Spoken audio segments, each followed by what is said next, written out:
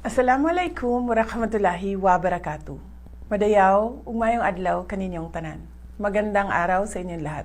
Good day to everyone. Isang mainit na pagsaludo sa lahat ng ating mga dakilang guro ngayong World Teachers Day. Sa araw na ito, ating kinikilala ang mahalagang papel na ginagampanan ng ating mga guro sa pagtaguyod ng matatag na sambayanan at maliwanag na kinabukasan para sa ating mga kabataan.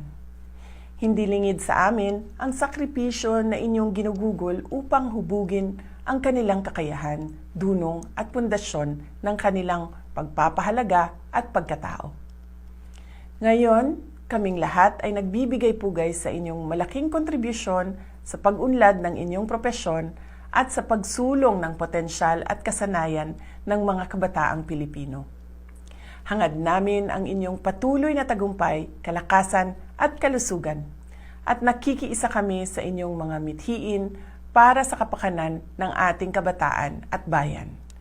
Naway magsilbi pa kayong inspirasyon sa mas marami pang kabataan habang inyong buong sagasig na nilalakbay ang daan tungo sa ating nagkakaisang hangarin para sa isang matatag na Pilipinas. Maraming salamat sa aming mga guro. Mabuhay kayong lahat. Mahalin natin ang Pilipinas para sa Diyos sa bayan at sa bawat pamilyang Pilipino. Syukran.